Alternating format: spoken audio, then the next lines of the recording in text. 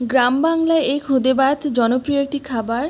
আমাদের গ্রামে এই খুদে ভাতকে মুইট্টাও বলে থাকি। হ্যালো ভিউয়ার্স, আসসালামু আলাইকুম।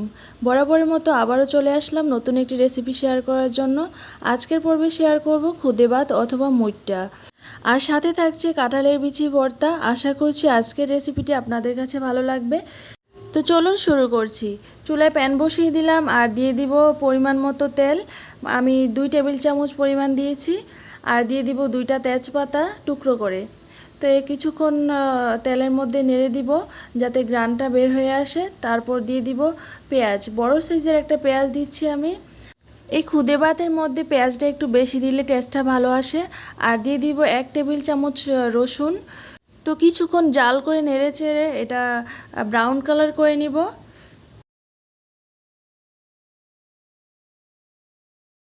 পেঁয়াজ আর রসুনগুলা ব্রাউন কালার হয়ে আসছে। আর এখন চালগুলা দিয়ে দিব। আর এই খুদের চালগুলো আমি 2 কাপ নিয়েছি মেজারমেন্ট কাপের। এগুলা 3 থেকে 4 বার কচলিয়ে ভালোভাবে ধুয়ে নিয়েছি। এখন খুদের চালগুলা দিয়ে দিয়েছি আর চালগুলা দিয়ে কিছুক্ষণ ভেজে নিব। আর দিয়ে দিব স্বাদ মতো লবণ। তো কিছুক্ষণ ভেজে নেওয়ার পর দিয়ে দিব ফুটন্ত গরম পানি।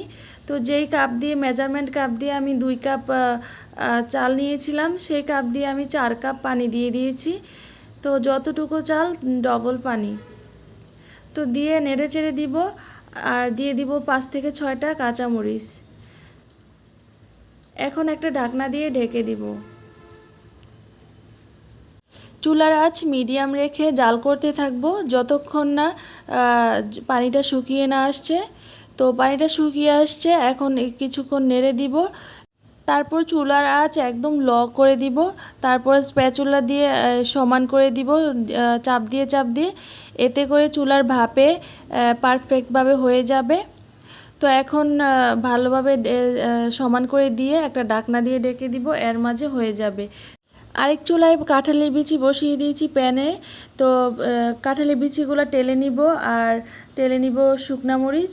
কাঁঠালের বিচি নিয়েছি মেজারমেন্ট কাপের 1 কাপ, আর শুকনা মরিচ নিয়েছি 8 থেকে 10টা। তো যে যেমন ঝাল খেতে পছন্দ করেন তেমন দিবেন। তো আমি শিলপাটায় ভর্তাটা বানাবো।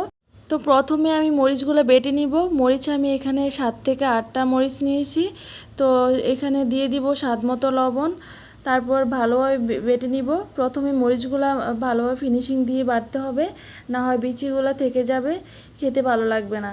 তো এই কাঁঠালের বিচিগুলো বেছে নিয়েছি, ছিলকাগুলো ফেলে ভালোভাবে ধুয়ে নিয়েছি। তারপর অল্প অল্প করে দিয়ে বেটে নিব।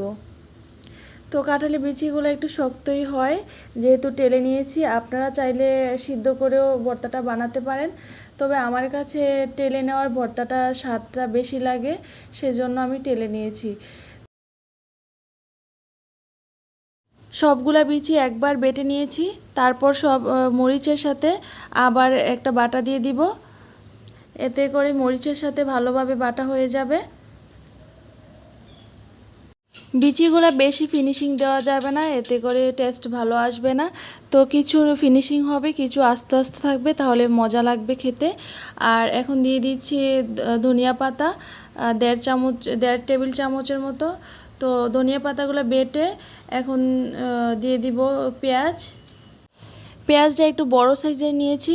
পেঁয়াজটা বেশি দিলে ভালো লাগে। আর পেঁয়াজটা কিন্তু আমি ফিনিশিং দিব না, আস্তে আস্তে থাকবে। তো পেঁয়াজটা আস্তে আস্তে রেখে আমি আবার সবগুলোর সাথে মিশিয়ে দিচ্ছি।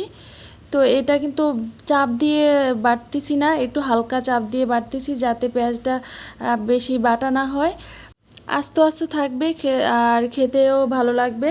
তো একটা বাটা হয়ে গিয়েছে, এখন আবার একটা মিক্স করে দিব হালকাভাবে, যাতে সবগুলা মিশে যায় ভালোভাবে। তো হয়ে গিয়েছে পারফেক্ট ভর্তা।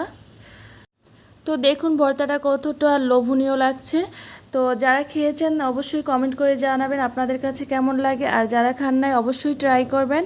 তো আশা করছি আজকের এই রেসিপিটি আপনাদের কাছে ভালো লাগছে।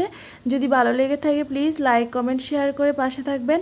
আর ইউটিউব থেকে দেখলে আমার চ্যানেলটি সাবস্ক্রাইব করে দিবেন। আর ফেসবুক পেজ থেকে দেখলে আমার পেজটা ফলো করে রাখবেন। আর ভালো থাকবেন সবাই। আল্লাহ হাফেজ, আসসালামু আলাইকুম।